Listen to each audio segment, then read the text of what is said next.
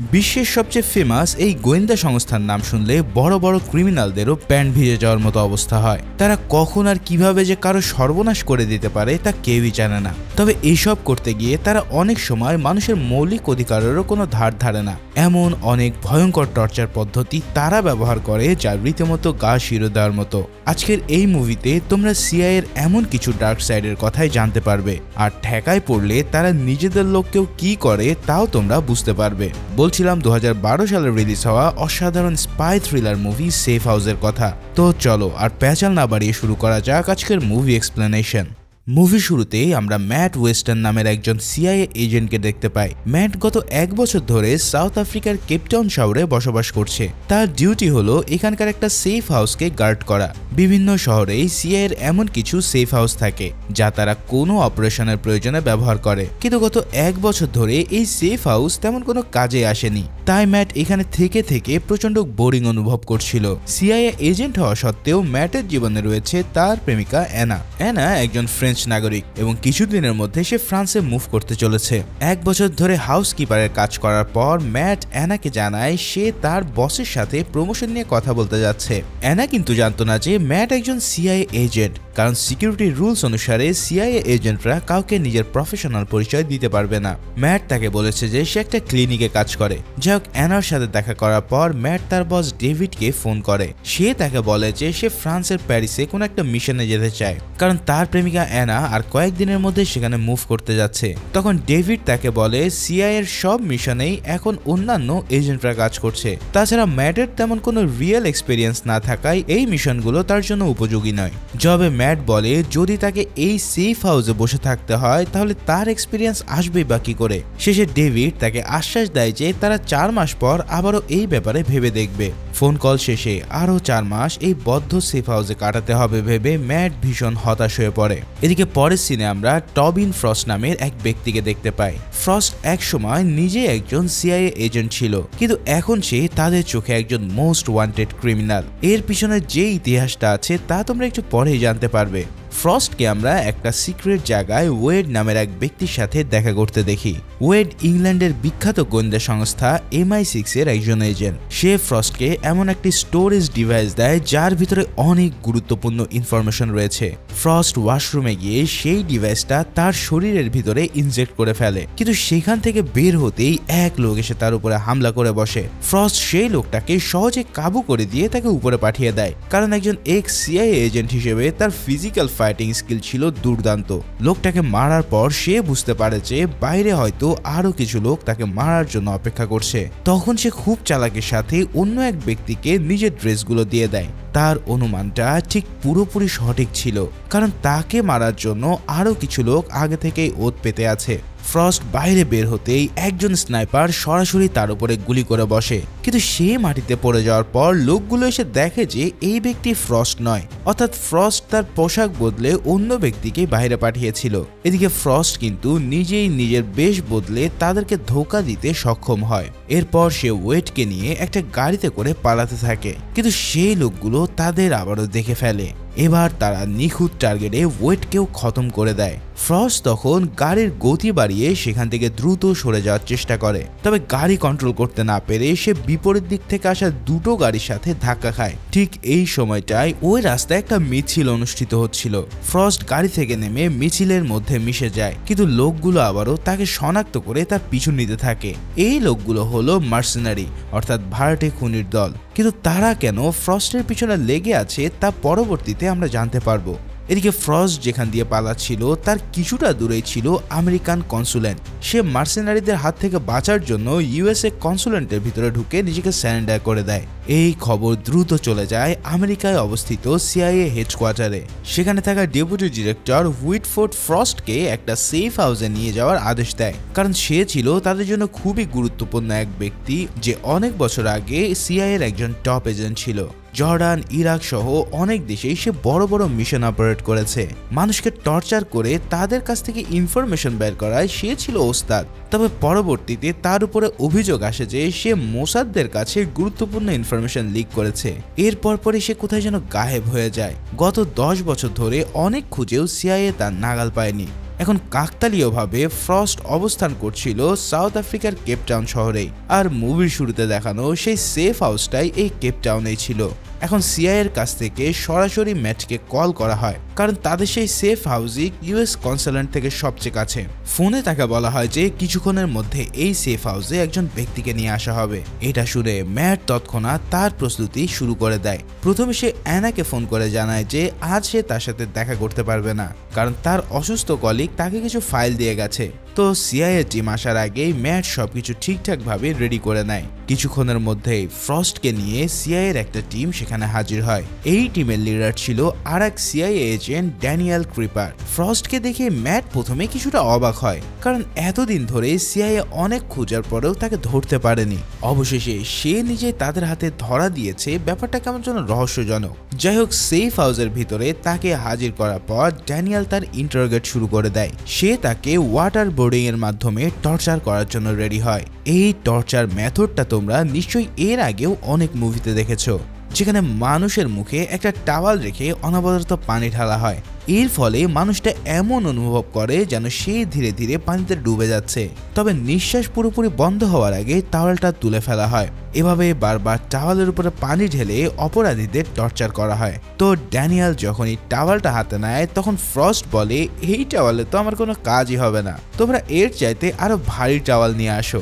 আসলে ফ্রস্ট নিজেই ছিল এই টর্চার মেথডগুলোর একজন মহা এক্সপার্ট, কিন্তু ড্যানিয়েল তবুও সেই টাওয়াল দিয়ে তার মুখে পানি ঢেলে টর্চার করতে থাকে। কিন্তু এই টর্চারকে বুড়ো আঙ্গুল দেখিয়ে ফ্রস্ট খুব সহজেই তা হজম করে নেয়, যার ফলে তার মুখ থেকে কোনো ইনফরমেশনই বের হয় না। তখন ড্যানিয়েল তাকে আরো বেশি মাত্রায় টর্চার করার জন্য রেডি হয়, কিন্তু হঠাৎ প্রচন্ড শব্দে সেফ হাউসের অ্যালার্ম বেজে ওঠে। তখন সিআইএ টিম দেখতে পায় 12 জন লোক ভারী অস্ত্রশস্ত্র নিয়ে তাদের উপরে হামলা করতে আসছে। এরা সেই মার্সেনারি দল যারা ফ্রস্টকে মারার চেষ্টা করে যাচ্ছিল, অর্থাৎ তাকে মারার জন্যই তারা সেফ হাউসে হামলা করতে আসছে। তখন তাদেরকে আটকানোর জন্য ড্যানিয়েল তার টিম নিয়ে রেডি হয়। পরক্ষণেই সেই লোকগুলো গ্রেনেড দিয়ে সেফ হাউসের ভিতরের দিককার দরজা উড়িয়ে দেয়। তাদের গ্রেনেডের আঘাতে কয়েকজন সিআইএ এজেন্টও গুরুতর আহত হয়। এরপর বাকিরা তখন গুলি চালিয়ে তাদের প্রতিরোধ করার অনেক চেষ্টা করে, কিন্তু এই লোকগুলোর কাছে তাদের চেয়েও অনেক বেশি আধুনিক ও ভারী অস্ত্রশস্ত্র ছিল, যার ফলে সিআইএ টিম কোনোভাবেই তাদের সাথে পেরে ওঠে না। একে একে তারা সবাইকে খতম করে দেয়। শেষে হামলাকারী দলের লিডার এসে ড্যানিয়েলকেও মেরে ফেলে। ভিডিওর এই পর্যায়ে তোমাদের পরিচয় করিয়ে দিচ্ছি অন্যতম জনপ্রিয় ও বিশ্বস্ত গেমিং অ্যাপের সাথে, যার অফিসিয়াল পার্টনার পিএসজি ও সিরিয়ায়। এই অ্যাপে তুমি সমস্ত ম্যাচের লাইভ ফলাফল দেখতে পারবে, এমনকি স্কোর অনুমান করে তুমি আয় করতে পারো আইফোন, ল্যাপটপ, বিএমডব্লিউ সহ নগদ পুরস্কার। এখানে রয়েছে চিকেন রুটের মতন জনপ্রিয় সব গেম, তাই এখনো যদি সেটা কেউ ট্রাই করে না থাকো তাহলে আমার প্রোমো কোড সিনে88 ব্যবহার করে পেয়ে যেতে পারো প্রথম ডিপোজিটে 20,000 টাকা পর্যন্ত বোনাস। আয়কৃত অর্থ বিকাশ, নগদ, রকেট সহ সকল প্ল্যাটফর্মে উইথড্র করতে পারবে সহজে। তাই যারা যোগ দিতে চাও তারা আমার পিন কমেন্টের লিংক থেকে রেজিস্ট্রেশন করো আর প্রোমো কোড সিনে88 ব্যবহার করে বোনাস পাও। এদিকে ম্যাট তখনও ফ্রস্টকে ইন্টারোগেশন রুমে পাহারা দিচ্ছিল। এই সময় ফ্রস্ট জানায় যে এই লোকগুলো তাকেই ধরার জন্য সেফ হাউসে হামলা করেছে। একজন ক্রিমিনাল হলেও সে তো তার সেফ হাউসের একজন গেস্ট, তাই তার দায়িত্ব হলো গেস্টকে যে কোনো মূল্যে রক্ষা করা। এখন তার কথা শুনে ম্যাট কিছুটা কনফিউজড হয়ে পড়ে, তবে নিজের চোখের সামনে ড্যানিয়েলকে মরতে দেখে সে ফ্রস্টকে নিয়ে বেরিয়ে যাওয়ার সিদ্ধান্ত নেয়। এরপর সেফ হাউসের এক গোপন পথ দিয়ে তারা দুজনেই বেরিয়ে আসে।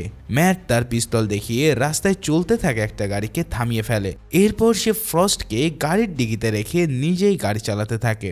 এদিকে সেই লোকগুলো তাদেরকে চেস করতে শুরু করে। ম্যাট তখন সরাসরি সিআইএর হেডকোয়ার্টারে ফোন করলে তারা তাকে ইউএসএ কনসুলেটের দিকে যেতে নিষেধ করে, কারণ যদি কনসুলেটের ভিতরে গোলাগুলি হয় তাহলে দেশের স্বার্থে বড় ক্ষতি হবে। এখন সিনিয়রের কথা মতো ম্যাট পরবর্তী সেফ হাউসের লোকেশন পাওয়া অবধি গাড়ি চালানোর সিদ্ধান্ত নেয়। এত ব্যস্ত রাস্তার মধ্যে দিয়েও ম্যাট দারুণ স্কিলের সাহায্যে প্রচন্ড গতিতে গাড়ি চালাতে থাকে। তাকে ধরতে গিয়ে সেই লোকগুলো রীতিমতো হিমশিম খায়। তাদের দুটো গাড়ি ম্যাটকে ধরতে গিয়ে ভেঙে চুরে যায়। এমনকি তাদের লিডার ম্যাটের উপরে গুলি চালিয়েও কিছুই করতে পারে না। এদিকে ফ্রস্ট অনেকক্ষণ ধরে নিজেকে মুক্ত করার আপ্রাণ চেষ্টা করে যাচ্ছিল। বেশ কয়েকবার আঘাত করার পর অবশেষে সেই গাড়ির ডিকি সে ভেঙে ফেলে। এরপর সে পিছনের কাচ দিয়ে গাড়ির ভিতরে ঢুকে পড়ে। এবার সে ম্যাটের উপরে হামলা করে তার কাছ থেকে গাড়ির কন্ট্রোল ছিনিয়ে নেওয়ার চেষ্টা করতে থাকে। অন্যদিকে হামলাকারীরাও ইতিমধ্যে তাদের পিছু করা শুরু করেছে। মানে দুদিক থেকেই ম্যাট পড়ে যায় মহা প্যাচে। এই অবস্থাতেই সে দ্রুত গতিতে গাড়ি চালিয়ে একটা গ্যারেজের মধ্যে ঢুকে আসে। এর পরপরই সে গাড়ি থেকে বেরিয়ে ফ্রস্টের উপরে পিস্তল তাক করে বসে, যার কারণে ফ্রস্ট আর তেমন কোনো ঝামেলা করতে পারে না। ম্যাট তার দিকে পিস্তল ঠেকিয়ে তাকে গাড়ি চালাতে বাধ্য করে। ফ্রস্ট তখন তাকে বলে হয়তো সিআইএর ভিতরের কেউই হামলাকারীদেরকে সেফ হাউসের লোকেশন দিয়েছে, তা না হলে এত সিক্রেট একটা সেফ হাউসের লোকেশন সহজে জানা সম্ভব হতো না। অন্যদিকে সিআইএ হেডকোয়ার্টারে তখন ডেপুটি ডিরেক্টর হুইটফোর্ড এবং সিনিয়র কেস অফিসার ক্যাথরিন আর ডেভিড মিলে কেসটাকে হ্যান্ডেল করছিল। তারাও অনুমান করে যে হয়তো সেফ হাউসের ভিতরের কেউই ইনফরমেশন লিক করেছে, যার ফলে তখন তারা ম্যাটকেও সন্দেহর তালিকা থেকে বাদ রাখে না। এমনকি তার প্রেমিকা অ্যানার উপরেও তারা নজর রাখার ব্যবস্থা করতে থাকে। এদিকে ম্যাট ততক্ষণে ফ্রস্টকে আর একটা সিক্রেট জায়গায় নিয়ে আসে। এরপর সেখানকার ল্যান্ডলাইন থেকে সে অ্যানাকে ফোন করে। ম্যাট তাকে জানায় যে কিছু লোক তার ক্লিনিকে হামলা করার হুমকি দিয়েছে, তাই সারা রাত তাকে জেগে থাকতে হয়েছিল। আর এই কারণে সে অ্যানাকে কোনো মেসেজের রিপ্লাই দিতে পারেনি। মানে ম্যাট তাকে শুরু থেকেই মিথ্যা বলে আসছিল। এরপর সে তাকে জানালার পাশে গিয়ে বাইরে তাকাতে বলে, কারণ ম্যাটের ধারণা ছিল যে সিআইএ তাকেও সন্দেহ তালিকায় ফেলে দেবে। এর জন্য তারা গোপনে তার পরিবারের উপরে নজর রাখবে। ঠিক এই অনুমান অনুসারেই অ্যানা জানায় যে তার বাসার বাইরে একটা পুলিশ কার দাঁড়িয়ে আছে। এটা শুনে ম্যাট তৎক্ষণাৎ তাকে বাসা থেকে বেরিয়ে একটা সেফ জায়গায় চলে যেতে বলে, কিন্তু তখনও সে তাকে সত্যটা বলেনি। অ্যানার সাথে কথা শেষ করার পর ম্যাট আবারও ফ্রস্টের কাছে আসে। তখন ফ্রস্ট তাকে বলে, তুমি কতদিন আর এভাবে মিথ্যে বলে যাবে? একদিন না একদিন তোমার প্রেমিকা তো তোমাকে ধরেই ফেলবে। কিন্তু ম্যাট কোনো কথার জবাব না দিয়ে জিজ্ঞেস করে কেন ওই লোকগুলো তার পিছে পড়ে আছে। তখন ফ্রস্টও তার কথার সরাসরি কোনো জবাব দেয় না। সে ম্যাটকে বলে সিআইএর সন্দেহের তালিকায় ম্যাট আগেই ঢুকে পড়েছে। হয়তো নতুন সেফ হাউসে তাকে নিয়ে যাওয়ার পরেই সিআইএ এজেন্টরা তার সাথে দেখা করবে। তারপর তারা তাকে বলবে এই কেস এখন থেকে আমরাই হ্যান্ডেল করব। ফ্রস্টের কথা অনুযায়ী এই কথাটা একটা রেড সিগন্যাল। এর মানে হলো যে তুমি নিজেই এখন সেফটি রিস্কে আছো, কারণ সিআইএ যদি একবার কারোর উপর সন্দেহ করে বসে তাহলে তারা নিজেদের এজেন্টকেও ছাড় দেয় না। এদিকে সিআইএ হেডকোয়ার্টার থেকে ম্যাটের কাছে আবারও ফোন করা হয়। এবার তার সাথে কথা বলে তারই বস ডেভিড। ডেভিড তাকে জানায় যে তাদের জন্য শহরের বাইরে নতুন সেফ হাউসের ব্যবস্থা করা হয়েছে, কিন্তু 12 ঘন্টার মধ্যে নতুন কোনো টিম পাঠানো সম্ভব নয়। তাই ফ্রস্টকে সেফ হাউসে নিয়ে যাওয়ার কাজটা ম্যাচকেই করতে হবে। ডেভিড তাকে কথা দেয় যে যদি সে সঠিকভাবে এই কাজটা করতে পারে তাহলে সাউথ আফ্রিকা থেকে তার ছুটি নিশ্চিত। এই কথা শুনে ম্যাটও তখন এই প্রস্তাবে রাজি হয়ে যায়। এরপর ডেভিড তাকে একটা মেট্রো স্টেশনে সিক্রেট লকারের নাম্বার দেয়। এই লকার খুললেই সে প্রয়োজনীয় জিনিসপত্র পাবে এবং সেফ হাউসের লোকেশনও জানতে পারবে। তো ম্যাচ এবার ফ্রস্টকে নিয়ে সেই মেট্রো স্টেশনের দিকে রওনা দেয়। আগের বারের মতোই সে এবারও ফ্রস্টকে দিয়ে গাড়ি ড্রাইভ করায়। স্টেশনে পৌঁছানোর পর ডেভিডের কথা অনুসারে ম্যাট সিক্রেট লকটা খুলে ফেলে। এই লকারে রাখা একটা ডিভাইস থেকে সে ওই সেফ হাউসের লোকেশন খুঁজে পায়। সেফ হাউসটি তাদের থেকে বেশ কাছে ছিল, কিন্তু সেখানে যেতে হলে তাদেরকে কাছের একটা স্টেডিয়াম পার করতে হবে। আর এখন সেই স্টেডিয়ামে চলছে জমজমাট এক ফুটবল ম্যাচ, তাই এই পথ দিয়ে কোনোভাবেই গাড়ি চালানো সম্ভব হবে না। কাজেই ম্যাট ফ্রস্টকে হেঁটে হেঁটে স্টেডিয়ামের দিকে যেতে বলে। তখন ফ্রস্টও তার কথা মতো হাঁটতে শুরু করে, কিন্তু স্টেডিয়ামের পাশে মানুষের ভিড়ের মাঝে সেই ফ্রস্ট হঠাৎ চিৎকার করতে থাকে। তার হাত করা বাঁধা দুটো হাত উপরে তুলে সে চিৎকার করে বলে, আমাকে এই লোকটার হাত থেকে বাঁচাও, সে আমাকে কিডন্যাপ করতে এসেছে। তার চিৎকার শুনে আশেপাশে থাকা পুলিশরা তখন ম্যাটের দিকে তেড়ে আসে। সে তাদেরকে অনেক বোঝাতে চাইলেও তারা কিছুতেই তার কথা শোনে না। তারা তাকে মাটিতে ফেলে হাত বেঁধে নেয়। এরপর ফ্রস্ট সহ দুজনকে পুলিশে ধরে নিয়ে যায়। ম্যাট আর ফ্রস্টকে তারা আলাদা 2 রুমে নিয়ে বসিয়ে রাখে। তখন ম্যাট তাদেরকে বলে সে একজন আমেরিকান পুলিশ অফিসার, কারণ সে তো আর নিজেকে সিআইএ এজেন্ট রূপে পরিচয় দিতে পারবে না। এরপর সে বলে এই ফ্রস্ট কিন্তু খুবই ডেঞ্জারাস লোক, হয়তো ইতিমধ্যে সে পুলিশের হাত থেকে পালিয়েও গেছে। ঠিক তার অনুমান অনুসারে তারা ক্যামেরা ফুটেজে ফ্রস্টকে পালিয়ে যেতে দেখে। তখন একজনকে তারা ম্যাটকে পাহারায় দিয়ে বাকিরা যায় ফ্রস্টকে ধরতে, কিন্তু ম্যাট নিজেও সেই পুলিশ অফিসারকে মেরে কাট করে দেয়। তারপর তার হাতের বাঁধন খুলে সে বাইরে বেরিয়ে আসে। কিছুক্ষণ এদিক সেদিক খোঁজার পর সে ফ্রস্টকে একজন গার্ডের ছদ্মবেশে পালিয়ে যেতে দেখে। তখনও ম্যাট স্টেডিয়ামের ভিতর দিয়ে তার পিছু নেয়। তাকে থামানোর জন্য ম্যাট একটা ফাঁকা গুলি করে, কিন্তু তাকে ধরার আগেই আর এক পুলিশ অফিসার এসে ম্যাটের দিকে পিস্তল তাক করে বসে। তখনও সে নিজেকে বাঁচানোর জন্য তার পায়ে গুলি করতে বাধ্য হয়। এরপর সেখান থেকে সেও দ্রুত সটকে পড়ে। তবে হঠাৎ আড়াল থেকে তার দিকে পিস্তল তাক করে বসে ফ্রস্ট। ম্যাটকে পিস্তল ফেলে দিতে বলে সে তাকে আটকাতে যায়। তখন ফ্রস্ট তার পেটে প্রচন্ড এক ঘুষি মেরে বসে। এক ঘুষিতেই ম্যাটের প্রায় দম বেরিয়ে যায়। তখন ফ্রস্ট তার দিকে পিস্তল তাক করলে সে জিজ্ঞেস করে, তুমি কি আমাকে মেরে ফেলবে? জবাবে ফ্রস্ট হেসে তার মাথায় পিস্তল ঠেকায় ঠিকই, কিন্তু তাকে গুলি না করে সে তার কানের পাশ দিয়ে গুলি চালায়। তারপর সে বলে, আমি কেবল প্রফেশনালদের মারতে পছন্দ করি, তোমার মতো আনাড়ি কাউকে নয়। এই কথা বলে ফ্রস্ট তাকে রেখেই চলে যায়। এখন কানের পাশ দিয়ে এমন ভাবে গুলি যাওয়ার কারণে ম্যাটের কান থেকে রক্ত বের হতে থাকে। এই অবস্থা থেকে স্বাভাবিক হতে তার অনেক সময় লেগে যায়। এদিকে পুরো এলাকাটাতেই তৎক্ষণে তার নামে রেড অ্যালার্ট জারি হয়ে গেছে, কেননা পুলিশ অফিসারকে গুলি করার কারণে সে এখন একজন মোস্ট ওয়ান্টেড পারসন। তবে ম্যাট নিজের বেশ বদলে ওই এলাকা থেকে নিরাপদ দূরত্বে সরে আসে।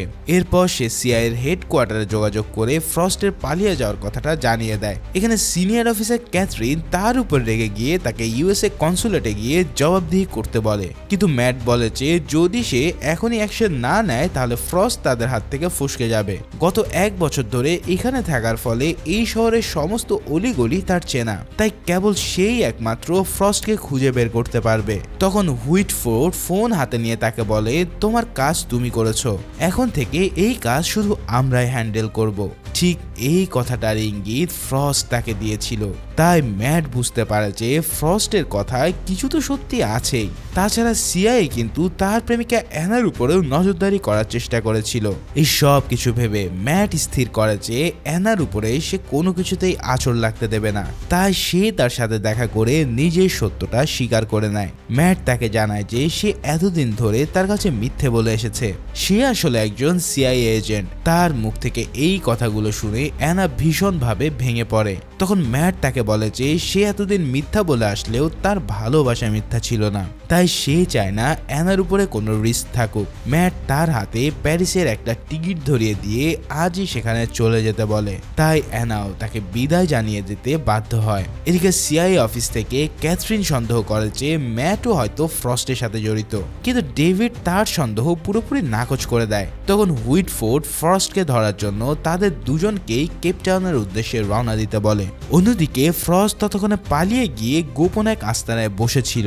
সে নিজের শরীর থেকে ওই ছোট্ট ডিভাইসটা এবার বের করে নেয়। এই ডিভাইসের ভিতরে এমন কিছু ইনফরমেশন রয়েছে যার জন্য এত ঝামেলা। তো এই ডিভাইসটাকে বের করার পর ফ্রস্ট তার চুল দাড়িও কেটে ফেলে, সম্পূর্ণ নতুন লুক নিয়ে সে যেন এক নতুন মানুষ হয়ে ওঠে। এদিকে সিআইএ টিম হঠাৎ জানতে পারে যে ম্যাট তার প্রোফাইল থেকে কিছু পুরাতন রিপোর্ট দেখছে।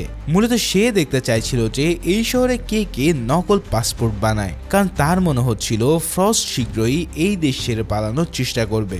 যেহেতু তার কাছে পাসপোর্ট নেই তাই সে নকল পাসপোর্ট ব্যবহার করবে।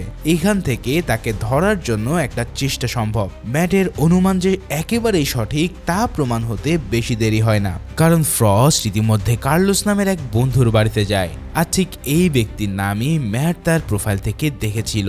নকল পাসপোর্ট তৈরির বস হওয়ায় কার্লোসের নাম সিআইএর ডাটাবেজে ছিল।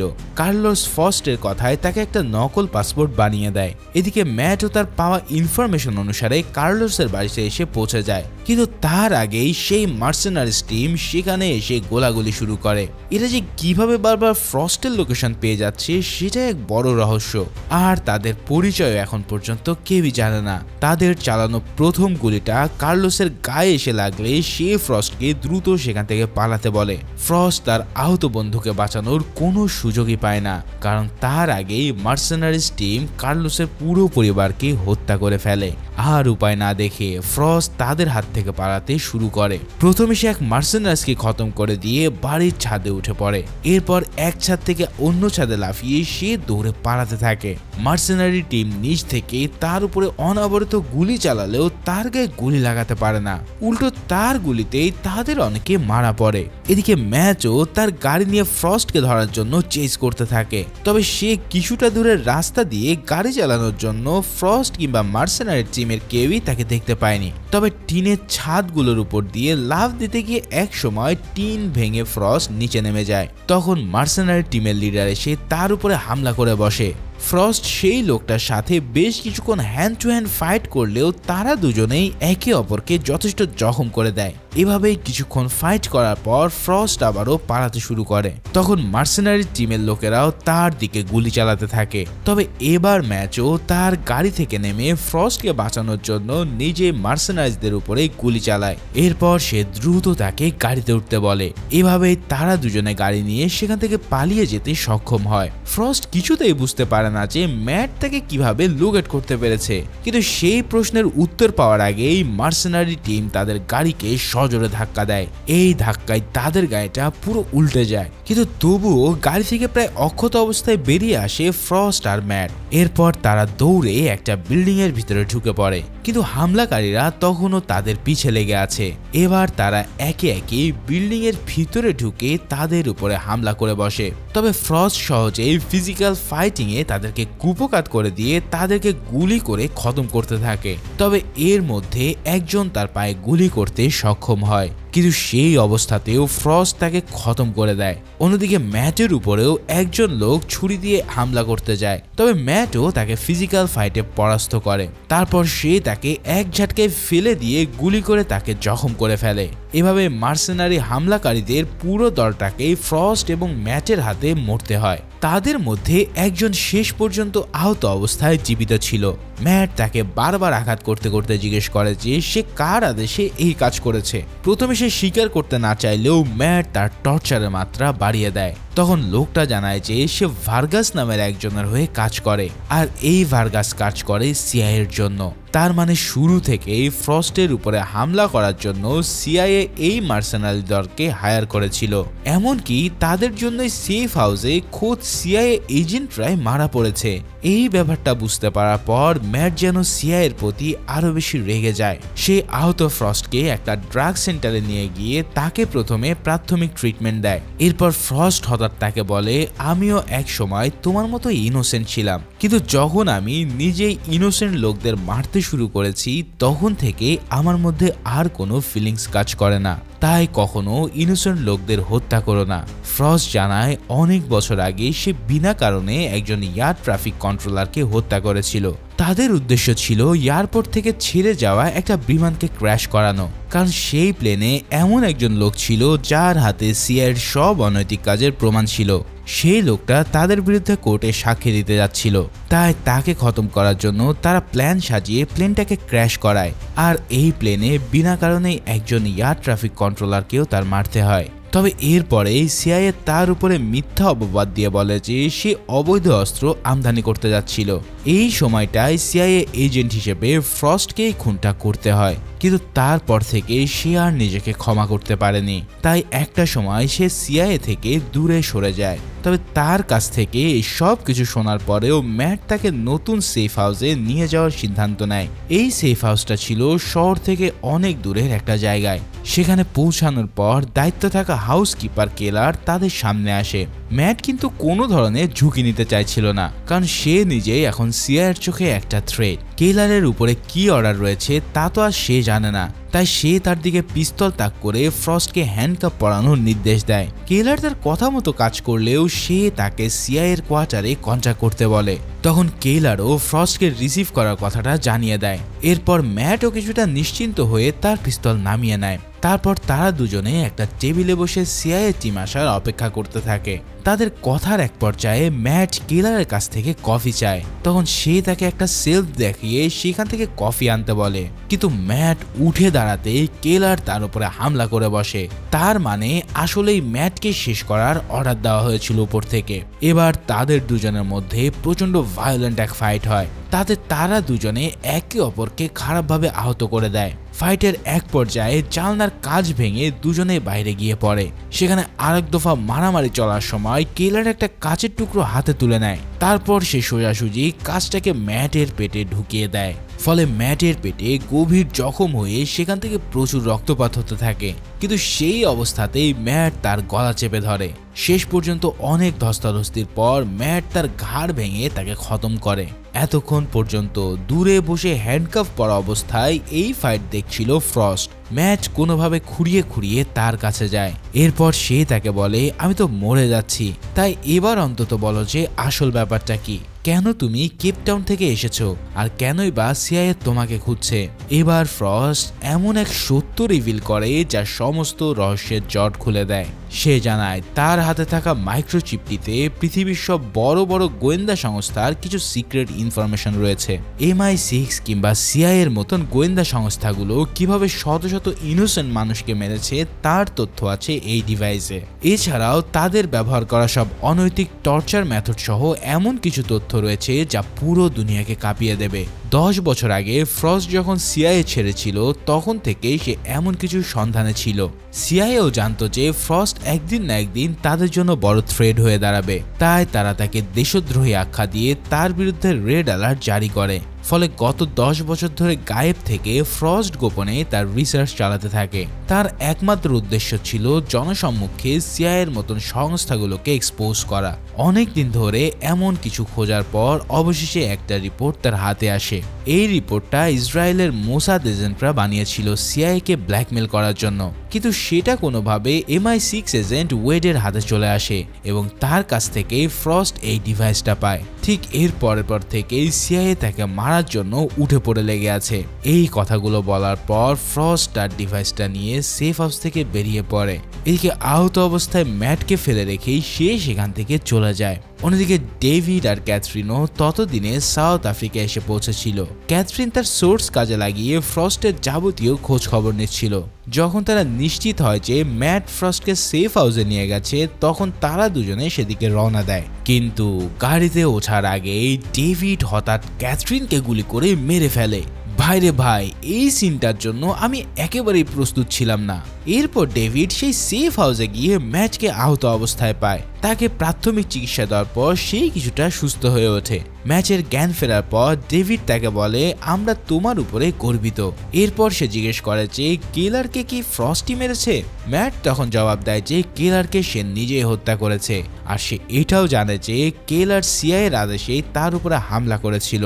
এরপর ডেভিড তার কাছে জানতে চায় যে ফ্রস্টের কাছে থাকা ডিভাইসটা কোথায় আছে। তখন ম্যাট বলে ও ডিভাইসটা সাথে করে নিয়ে গেছে, আর যদি এই ডিভাইসটা ফাঁস হয়ে যায় তাহলে ডেভিডের মতো আরো অনেক বড় বড় অফিসাররা ফেঁসে যাবে। ক্যাথরিন যদি এই সত্যগুলো জানতে পারে তাহলে সেও প্রচুর ঝামেলা সৃষ্টি করত, তাই তাকেও রাস্তা থেকে সরিয়ে দেওয়ার জন্য ডেভিডই তাকে মেরে ফেলেছে।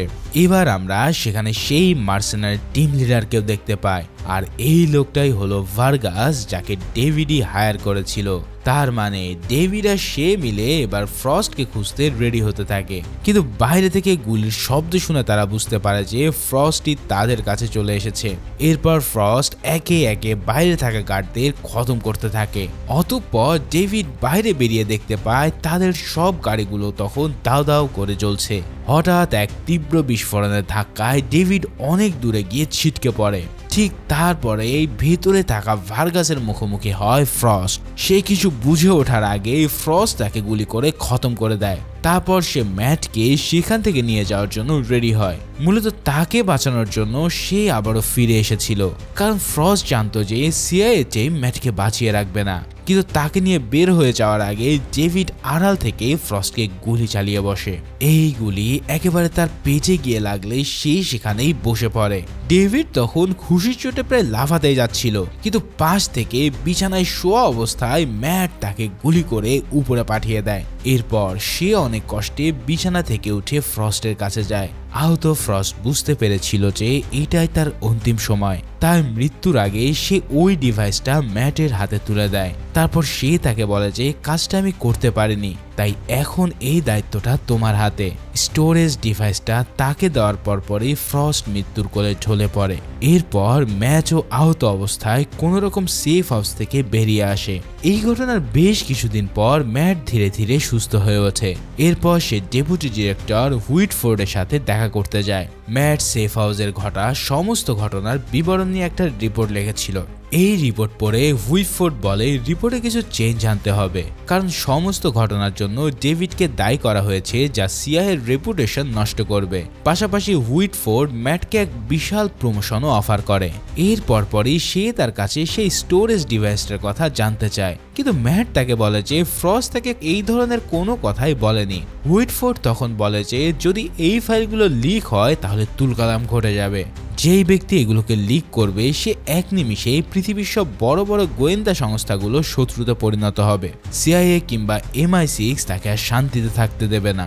এমন ভয় দেখানোর পরেও ম্যাট তার কাছে থাকা ফাইলগুলোর কথা অস্বীকার করে। তখন হুইটফোর্ড তাকে এক সপ্তাহ ছুটি দিয়ে ব্যাপারটা ভেবে দেখতে বলে, কিন্তু ম্যাট তাকে সিআইএ স্টাইলে রিপ্লাই দিয়ে বলে যে এখন থেকে ব্যাপারটা আমি হ্যান্ডেল করব। এভাবেই সিআইএ দপ্তর থেকে বেরিয়ে আসার পর ম্যাট তার ফোন থেকে পরিচয় লুকিয়ে ফাইলগুলো মিডিয়াতে লিক করে দেয়। এখন এই ফাইলগুলো সামনে আসার পরপরই সিআইএ এবং MI6 এর অনেক অফিসারের মুখোশ খুলে যায়। তাদের দুর্নীতি এবং অমানবিক কর্মকাণ্ডের ব্যাপারে জানতে পেরে পুরো পৃথিবী শকড হয়ে পড়ে। এই করাপ্টেড অফিসারদের মধ্যে হুইটফোর্ড নিজেও ছিল, যার ফলে কুকীর্তি ফাঁস হয়ে গেলে তাকেও অ্যারেস্ট করে নেওয়া হয়। এভাবেই ম্যাট ফ্রস্টের অধরা কাজটা নিজেই সম্পূর্ণ করে। এরপর সে সরাসরি ফ্লাইটে ফ্রান্সে চলে যায়। সেখানে তার প্রেমিকা অ্যানাকে সে একটা ক্যাফেটেরিয়ায় বসে থাকতে দেখে। অবশেষে তার মনে এক গভীর প্রশান্তি কাজ করে, কারণ এত কিছুর পরেও অ্যানা সম্পূর্ণ সেফ ছিল। আর তাদের এই দুজনের কঠিন অতীত পিছনে ফেলে দিয়ে নতুন এক জীবন শুরু করতে থাকে। ঠিক এই সিনের মধ্যে দিয়ে এই অসাধারণ মুভিটাও এখানেই শেষ হয়।